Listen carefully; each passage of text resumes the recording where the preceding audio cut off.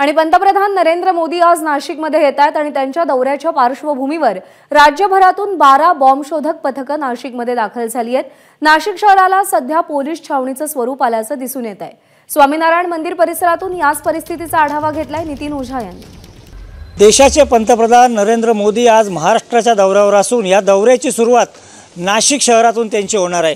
आता मी नाशिक शहरातीलच ज्या ठिकाणी व्हीआयपी मूवमेंट होणार आहे वेगवेगळ्या त्या ठिकाणच्या एका ठिकाणी आलो। त्या ठिकाणी पाहू शकतो आपण की डॉग स्क्वॉड असेल किंवा बॉम्ब शोध पथक असेल यांच्याकडून त्या प्रत्येक ठिकाणाची पाहणी केली जाते। त्या ठिकाणी पूर्णतः ज्या ठिकाणी व्हीआयपींची मूवमेंट आहे त्या प्रत्येक ठिकाणी हे पथक जाऊन त्याची पाहणी करते। एकूणच जर पाहिलं तर जवळपास 12 पथकं ही नाशिकमध्ये दाखल झालेली आहेत। सुरक्षेच्या दृष्टीनं मोठा पोलीस बंदोबस्त देखील नाशिक शहरात ठिकठिकाणी पाहायला मिळतोय।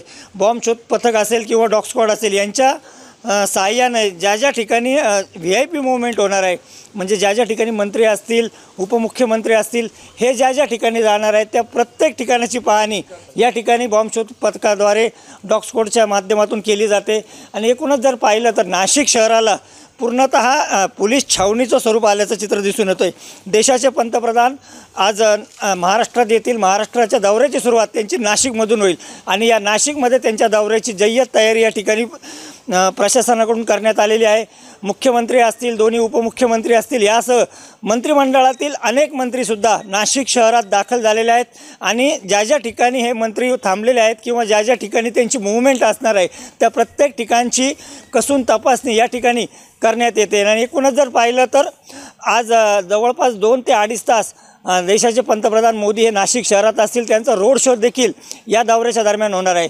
त्यामुळे कुठेतरी या नाशिक शहराला पोलीस छावणीचं रूप आलं असून याच्या सगळ्याची तयारी आता अंतिम टप्प्यात आलेली आहे। कॅमेरामन मयूर बारगजेसह नितीन ओझा, एबीपी माझा, नाशिक। एबीपी माझा, उघडा डोळे बघा नीट।